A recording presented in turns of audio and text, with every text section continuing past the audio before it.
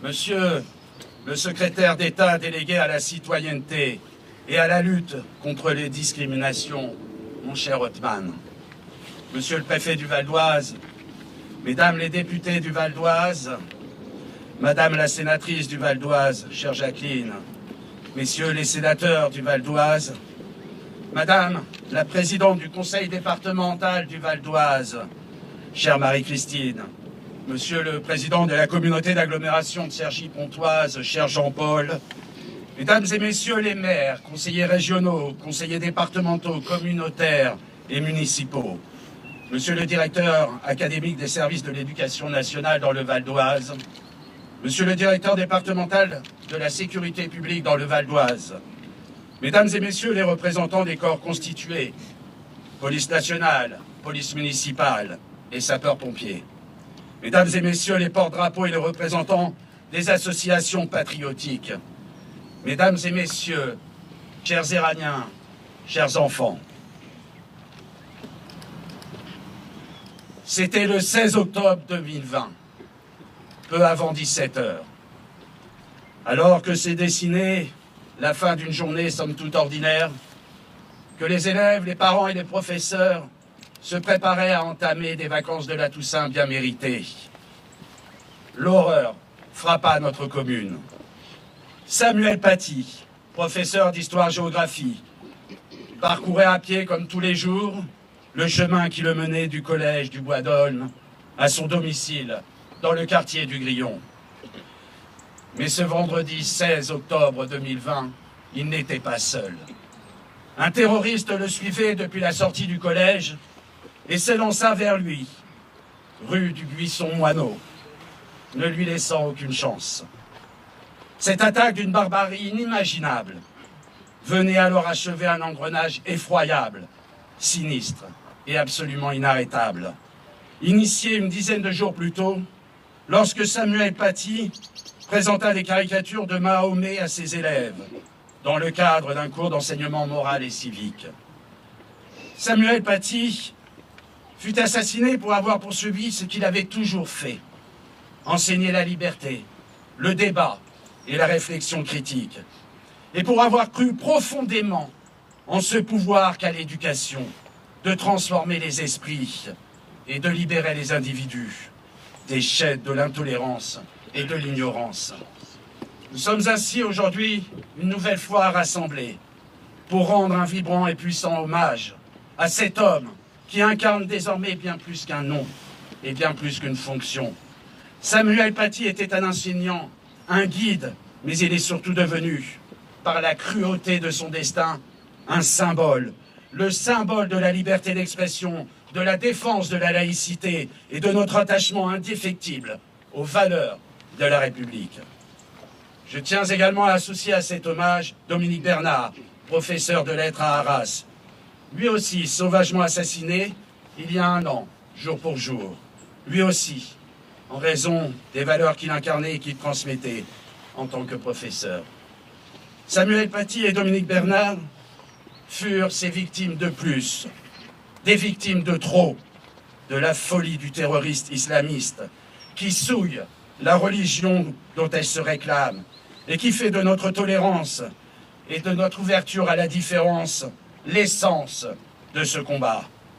Un terrorisme qui se dresse contre nos libertés, celle-ci semblant lui faire drôlement peur, qui se nourrit de l'ignorance et du fanatisme, qui attise l'imaginaire d'une revanche à prendre sur la France, qui caresse l'espoir de mettre notre société à genoux et qui trouve malheureusement dans nos républiques des relais de plus en plus jeunes.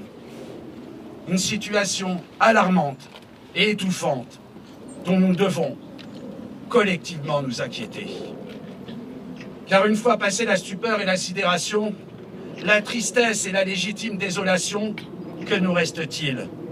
Nous ne pouvons pas en rester au moment de recueillement et aux condamnations, aussi fortes soient-elles. Il nous faut sans cesse tirer les leçons de ces actes ignobles répétés et engager les actions utiles pour faire reculer ce fléau, car la résignation et le silence auxquels succédaient finalement le renoncement et l'indifférence seraient la pire des réponses que nous pourrions apporter et salirait la mémoire des victimes. Aujourd'hui encore, beaucoup de nos enseignants demeurent rongés par le doute et par la peur et évitent volontairement d'aborder certains sujets pour ne pas se mettre en danger.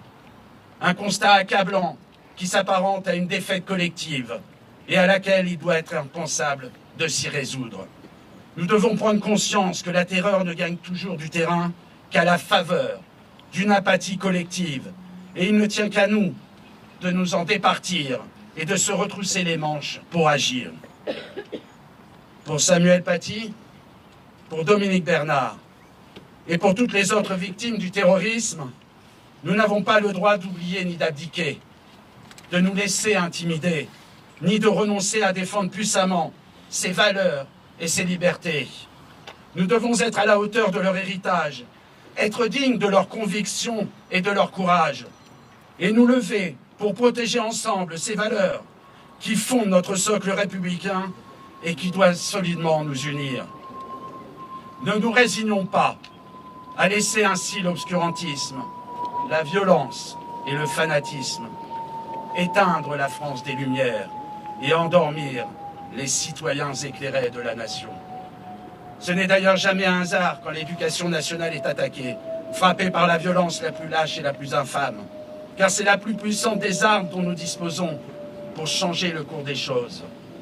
Samuel Paty et Dominique Bernard ont été des cibles parce qu'ils illustraient le rôle essentiel de l'école de la République, celui du puissant pouvoir de la transmission du savoir, celui de cultiver l'éveil des consciences et l'intelligence collective, de former les citoyens libres et éclairés de demain, d'apprendre à leurs élèves l'importance du doute et la beauté du débat, dans la tolérance et le respect des différences, à rebours de ces discours fanatiques qui empoisonnent sournoisement notre société et qui pénètrent jusque dans nos écoles.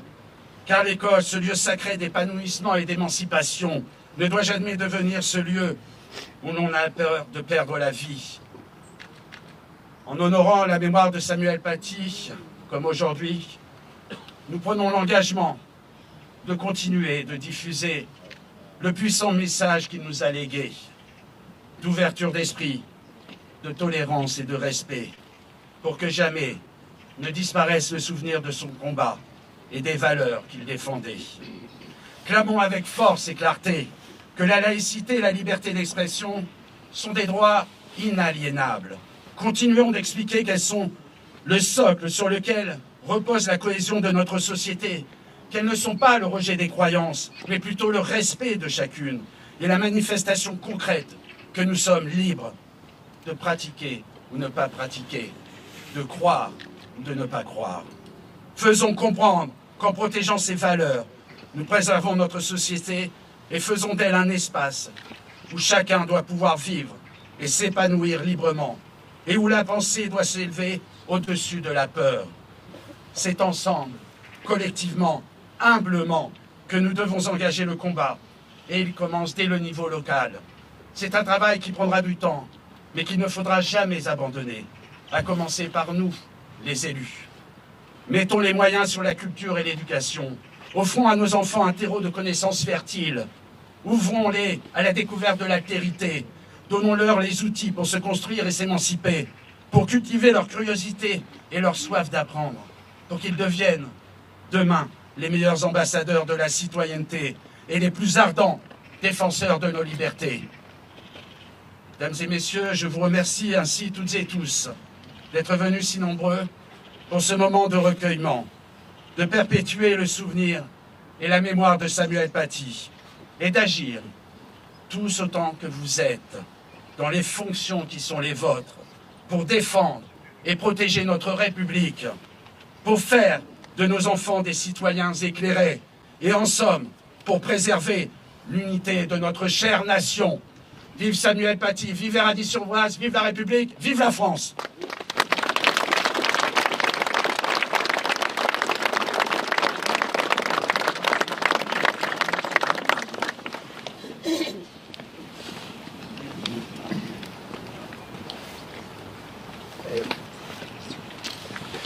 Discours discours de M. Othman Nasrou, secrétaire d'État auprès du ministre de l'Intérieur, chargé de la citoyenneté et de la lutte contre les discriminations.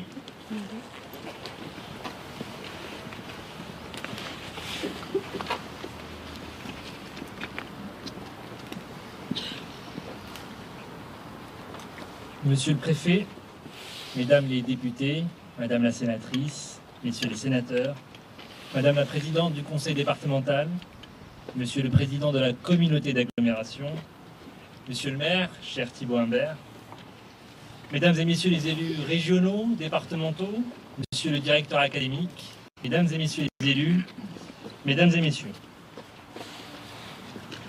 Le regard du maître sur son élève est un regard qui espère. C'était le regard de Samuel Paty pour chacun de ses élèves. C'est aussi le regard que nous devons porter aujourd'hui et pour l'avenir, un regard d'espérance. Cette espérance si chère au cœur de Charles Péguy qui écrivait « J'essaierai de rendre un jour, si je le puis, ce que c'était alors que le personnel de l'enseignement primaire. C'était le civisme même, le dévouement sans mesure à l'intérêt commun. Il pensait que l'on n'a pas seulement des devoirs envers ses maîtres, mais que l'on en a aussi, et peut-être surtout, envers ses élèves. Car enfin, ces élèves, on les a faits. Samuel Paty ne portait peut-être pas de blouse ou de redingote serrée. Il n'avait peut-être pas fréquenté les écoles normales comme ses lointains prédécesseurs, mais il était le digne héritier des hussards noirs de la République. Comme eux, Samuel Paty croyait aux forces du progrès, qui s'incarnent dans un esprit libre. Libre parce qu'il pense par lui-même, libre parce qu'il pense contre lui-même. Il croyait à l'émancipation par le savoir, à l'épanouissement par la culture, à l'ascension par le travail. Il croyait aux lumières, ce remède à l'ignorance et à la superstition. L'esprit critique, la capacité à se servir de son propre entendement, ce n'était pas que des mots pour lui, c'était sa vocation, son sacerdoce. La douleur qui nous étreint aujourd'hui, en évoquant le souvenir de Samuel Paty, et qui étreint toujours sa famille, ses proches, cette douleur ne vient pas seulement du vide qu'il a laissé derrière lui. Elle vient aussi de cette entaille à cet humanisme qu'il a si bien incarné. Et qu'incarnent tant et tant de professeurs en France qui sont confrontés, je le sais, à des revendications de plus en plus affirmées, de plus en plus violentes aussi. Je veux avoir une pensée en cet instant pour cette enseignante du lycée Sévigné de Tourcoing, violemment agressée lundi pour avoir demandé à une élève de retirer son voile. Agressée précisément pour avoir fait respecter la laïcité. Cette laïcité qui dessine un espace commun et qui assure la paix civile. À travers elle, c'est l'école de la République qui a été blessée. Nous ne pouvons pas accepter que l'école cesse d'être ce lieu admirable où les bruits extérieurs ne pénètrent point, comme l'écrivait Alain. Ces murs ne doivent pas céder aux coups de boutoir des revendications, et ils ne céderont pas. Nous le devons à Samuel Paty, nous le devons à Dominique Bernard, dont les noms résonnent désormais comme un serment à tenir. Demain, leurs mémoires seront honorées partout en France par une minute de silence. Un silence profond, meurtri, reconnaissant.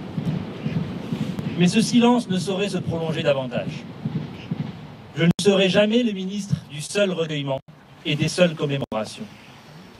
Le gouvernement auquel j'ai l'honneur d'appartenir ne se contentera jamais d'allumer des bougies ou de déposer des gerbes de fleurs. Ce jour de célébration de la vie et de l'exemple de Samuel Paty doit aussi être le jour du courage retrouvé. Ce courage sans lequel tous les hommages sont vains. Le courage d'abord de nommer le péril qui nous menace. Ce péril, c'est celui du repli communautaire dans lequel prend racine le terrorisme islamiste. Ce repli qui empoisonne les esprits, qui endurcit les cœurs, qui s'instille partout où nous abandonnons nos valeurs, qui avance partout où la fraternité civique recule. Nous ne parviendrons à vaincre le terrorisme islamiste qu'en traitant le mal à sa racine. Contre le repli communautaire qui isole les citoyens, contre les séparatismes qui fracturent la cohésion nationale, nos moyens de sécurité, comme nos instruments juridiques, ne pourront durablement suffire. Ils sont certes nécessaires, mais l'essentiel ne se situe pas dans nos codes. L'essentiel ne se situe pas dans nos lois. Le sursaut réside aussi dans notre culture et dans notre histoire. Oui, l'antidote au poison séparatiste, c'est la nation protectrice des libertés et des droits de chacun. C'est la promesse républicaine, celle que l'école enseigne, celle à laquelle Samuel Paty croyait, celle d'une communauté qui transcende toutes les autres, d'une fraternité civique qui ne repose pas sur la couleur de peau, qui ne repose pas sur la religion, qui ne repose pas sur l'origine, mais sur un projet collectif qui puise sa sève dans les siècles d'histoire de notre grand pays et dans les idées que cette nation a offertes au monde. Enseigner la République pour faire aimer la France. Voilà la mission qui est la nôtre. Une mission à la hauteur de l'héritage de Samuel Paty. À ceux qui ont la lourde tâche de la remplir en première ligne, je pense aux professeurs, bien sûr, mais plus largement à tous les agents de l'État. Je veux qu'ils sachent que nous nous tenons à leur côté, debout, pour les défendre, contre ceux qui, à travers eux, veulent attenter à la laïcité et aux valeurs de la République. Je veux leur dire que nous assurerons leur protection et que nous n'aurons jamais la main qui tremble face à leurs agresseurs. Samuel Paty, Dominique Bernard et tant d'autres ont rempli leur part, et bien plus que leur part, du contrat social qui nous lie tous. Notre devoir est désormais d'assurer la nôtre. Vive la République, vive la France.